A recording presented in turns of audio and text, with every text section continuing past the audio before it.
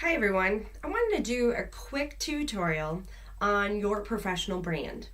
I've had a lot of requests for this lately in different aspects, so thought I would put something quickly together and hopefully give you some ideas for how to represent yourself online professionally. As you can tell on the screen, this is who I am. Feel free to let me know about some feedback here, or if you work on your profile and you'd like somebody to take a look at it, I would love to do that. So to start with, look at that URL at the top. That's going to come in handy later. In case you haven't customized your own URL, we're going to walk through how to do that. I also want to make sure you have an action plan. Your action plan should be to come back to this, whether it's right now or maybe you're going to schedule a time with yourself to do that, and to say, I'm going to spend 30 minutes, an hour on just updating my professional brand. Come back to this slide, your action plan, and walk through these things. We'll walk through them at the end. Today we're going to talk about updating your profile, what's your why, connect with your network, reviewing other uses of LinkedIn and other places where companies are present online, and then what is your decision or what's your plan to keep your online professional branding updated. The best thing that I can say to you about online presence, if you're new to this or a little bit leery of it, is that our professional online presence allows us to have more of a conversation, to show our personality, obviously the skills that we've already attained in our experience, but also the soft skills and who we are and what we're looking for, what our aspirations are in our career or just in life in general. When people external to ourselves or our family or who know us day to day are able to see that online, they're able to connect to us as people, not just some bullet items on a page. So first things first, most people think that we should copy and paste our resume into LinkedIn. And that honestly isn't really true. It should be a different type of document. I don't want to go over that with you today, but some of the things just to keep in mind of how this is different. One, your photo's on there. So this is connecting as a real person. Profiles are unlimited in length. They're able to be a two-way conversation, like I already mentioned in social media. I kind of think of a resume as, here's what I've done. It's kind of like, here's the facts, right? It's a formal document. It's basically a flat file documenting, here's my experience. Where LinkedIn covers some of that, you're going to see, but more often than not, LinkedIn and other social media, don't think of this as just LinkedIn alone. They actually tell a story of maybe some of the things I've done in my experience, but also who I am, what I aspire to be. Also, LinkedIn can be changed every day, right? And you can also, on any social media, put together some sort of plan to pull and entice people in, have people interested in who you are. Think of it this way. When you have your online presence, it should answer things like, what is your passion? What's important to you? What are you and who are you? And what are your aspirations? What keeps a person coming back? Again, that entice, that conversation, pulling them in. And then I really want us to think about, this isn't just about work. It's okay to say, some of the things that we enjoy in life and our passions. Sometimes those exist outside of work. Sometimes we have a job and we look for a flexible enough job so that we can spend time with our families, or we can do some volunteer work that we're really excited about. Make sure you include that in your summary and in any kind of professional branding. Of course, you have to do this to the comfort level that you are comfortable with. Different industries, even different functions may look at this differently. Different regions look at this differently as far as what I'm comfortable with sharing. But again, it should represent you. You shouldn't have somebody read your online presence or look at your online presence and then meet you as a person and go, wow, this is a really different person. If you're somebody that's more reserved and quiet, you may not share your lengthy story or your passions as deeply as I do. So have it represent you. When in doubt, ask yourself, who am I and how do I want to look online that looks the same as who I am in person? This slide is a great one, especially if you're new to LinkedIn or if you just haven't spent a lot of time on it. Just top 10 tips.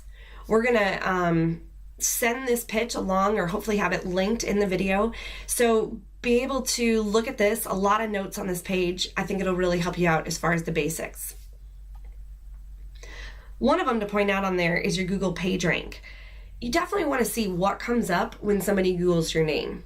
Sometimes more common names, this can be difficult, but a lot of times if we fill out our profiles to 100% completedness, we'll start to see those be at the top of those Google listings or the page rank that somebody would get if they Googled our name.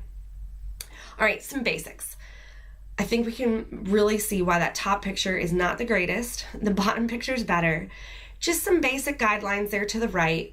And again, this should look like you. Let's use a picture from, within a couple years, and have it represent who you are every day in your professional life. If you do dress up really a lot to work, then you're probably going to be in a suit and tie. If not, don't worry about that. Have it be who you are and who you are when you show up to work. Your professional headline. This is a good one, and sometimes we have to get a little creative. Again, if you're needing help with any of this, certainly let me know. This should be, who you are, really. For instance, mine is selling experiences, finding purpose. I truly feel like my purpose is to have a job or a situation in life where I'm able to help others find their purpose, and really think about that. So that's my headline, and I think that'll help you in figuring out yours. Your summary. This is where we really start to see not as many people understanding that this is an informal, conversational document. It should be in first summary. My passions are, I love to do this. The culture here reminds me of this. When I'm not at work, I like to be, traveling. Whatever that might look like to you, but a conversational piece. I always tell people, think about their LinkedIn profile, like if they were at a networking event. You wouldn't walk up to somebody at a networking event, shake their hand, and rattle off your resume. You would probably go through, I work here. Oh, what do you like about that position? Oh, well, I really enjoy this part of it. I'm hoping someday that my career includes something like this, right? That is more of the conversation, not rattling off your resume. Pretty sure if you did that, somebody would avoid you. Probably everybody that heard you do that would avoid you for the rest of the night. We've included some summaries here, again, just pointing out some of the things that make it a first person, a conversational piece. Outside of my day-to-day, I spend a lot of time cycling, eating, broadening my horizons. Really, if you think about that, even those two things alone, I've already learned something about this person that I can tell, are they going to fit at this company if maybe I'm a recruiter looking at it? Or do I want to connect to this person and have them part of my network so that I can connect with them, on things that we have in common? But you can tell how those teach me who this person is, probably a little more than a resume. 100% profile completedness, your photo, your current position to previous positions, education, great things to make sure you're really zeroed in on those. Everything that LinkedIn gives you or that you see on LinkedIn is targeted towards how you filled out your profile. So we want to make sure we fill those in correctly and hopefully to 100% completedness. 5 skills, make these unique. Summary, we talked a little bit about that. A description of your current job or your last job. Make sure you're not just copying and pasting bullets from the job description, but really think to yourself, what is it that I did in this position that was meaningful to me, showing the expertise that I've gained that even lend themselves towards the next thing that I'm looking for. I can remember one of the best stories I have in this area is even someone who doesn't have a lot of experience. I was working with somebody early in his career. He said, this is my first job. I don't know what I'm supposed to put on there. And we started thinking through, and he had mowed lawns during the summer in high school in his neighborhood. So we thought, that's a great job to put on here. Again, LinkedIn, living, breathing, can delete it later when I'm further along in my career. But we highlighted how he gained leadership skills, how he gained marketing skills, how he was able to run a business, those entrepreneurial type skills that he used. So always think of every situation you've had and what types of skills you've gained there in order to apply them to the next part of your adventure or your journey in your life. Selecting the company is important. Another thing, and I hinted at this at the beginning, is to customize your URL. You can do this under profile. It'll say on the right-hand side, currently this is how LinkedIn is set up actually, it'll say on the right-hand side, customize my URL. Go ahead and customize that to something that's marketable for you, something that you can use at the top of your resume. And honestly, I think someday we're going to be using these URLs, whether it's LinkedIn or another social media channel, to represent ourselves professionally. We might be using them more than a resume. So keep that in mind. Make sure you've customized that. It probably has a bunch of letters and numbers in it if you haven't. So again, this makes it a lot easier for people to recognize you, for them to find you, and for you to remember it, to be able to tell people about it. Make sure you make an engaging profile, not just text. Go ahead and use some pictures and videos if you can to make that really stand out. And then I want to spend a little bit of time about storytelling. And we talked a little bit about this, about representing yourself and who you are, showing your personality. Sometimes we're not very experienced in this. And I like to think about it as telling your why. I'm a Simon Sinek fan, so I'll give a shout out to him and his book, Starting With Why. If you're looking for something, that's a great one to read and think about, even as you develop your online professional presence. But telling your story and telling your why. This is how you brand yourself. Making sure you have your purpose. And I think if we dig deep, we all have something we're connected to. And somehow we've probably connected that into the career that we hold. Think about highlighting that. I promise you it'll make you stand out.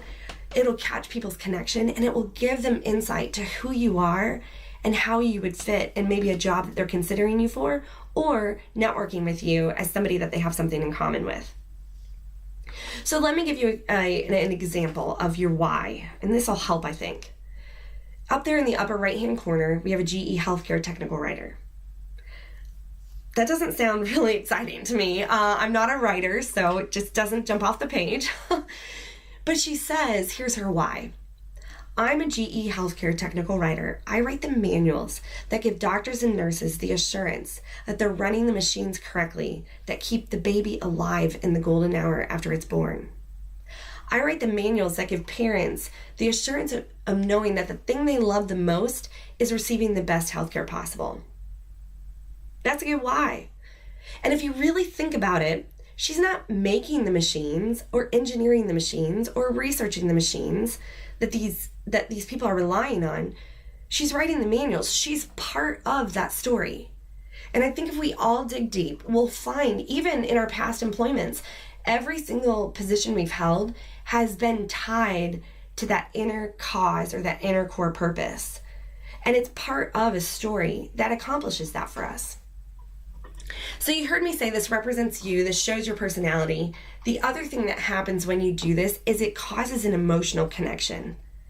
Again, something to make you stand out, something to make you look three-dimensional rather than just your experience on a piece of paper. If you need some ideas in this area, mygestory.com is an external-facing website where our GE employees upload their stories. There's lots of other websites out there. I know Cisco has one. I believe Dell has one. Lots of other companies have those where employees post their testimonials of why I do what I do. One, this can help you get creative, but two, it can also help you check into a company you're thinking about. What is it like to work there? What's a day in the life of?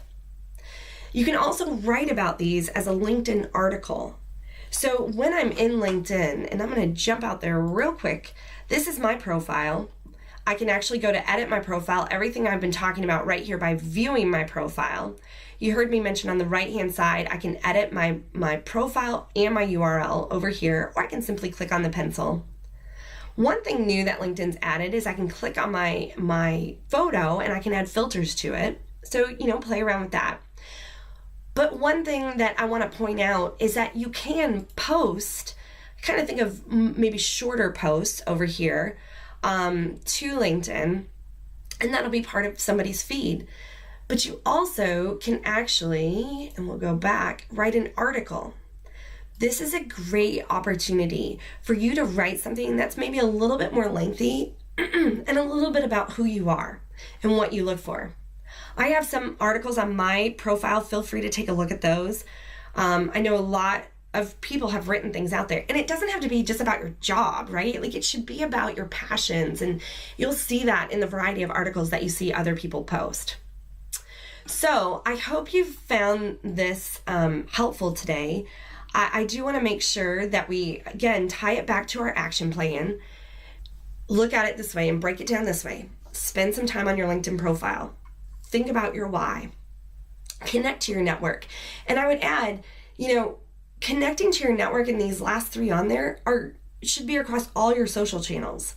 Yes, LinkedIn is seen as the professional network, but at the same time, we're seeing a lot of other activity in branding ourselves just as is, whether it's who I am or professional, just the professional side, on Facebook, Twitter, Instagram, Pinterest, right? And a lot of companies recruiting on a lot of these social platforms, or maybe not recruiting, but at least trying to figure out who people are and if they would be a good fit. So connect with your network on those social media channels. And by the way, as this video, it doesn't have to be perfect. Nobody, when I look at a profile and it looks like this person is perfect, I'm like, oh, that's fake, right? When we represent ourselves, it's unpolished, like this video, it's transparent. Hopefully it's truthful and trustful. Hopefully you're able to trust some of the things I'm saying. And I think people tend to think that too when they look at your professional brand. They're going to trust it if it isn't perfect.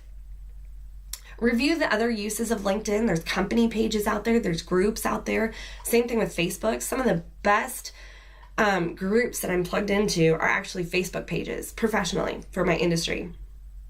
And then decide, what is your plan to keep it updated? Maybe you devote 30 minutes a week to it. Just really depends where you're at on what you're wanting out of this, your goal, but also where you're at on your journey in your career. So make a plan with yourself. Obviously, that plan can always be adjusted. And hopefully this session today and a few of these assets will hopefully help you out. We'll make sure that somehow we can link or send you this pitch to go along with it. But, keep this in mind. And again, I've been asked a few times lately to do a little tutorial like this. So give me feedback. Let me know what else you want to hear, and maybe we can turn this into something that's longer in our journey, and hopefully helping you out in your journey in your career. Thanks.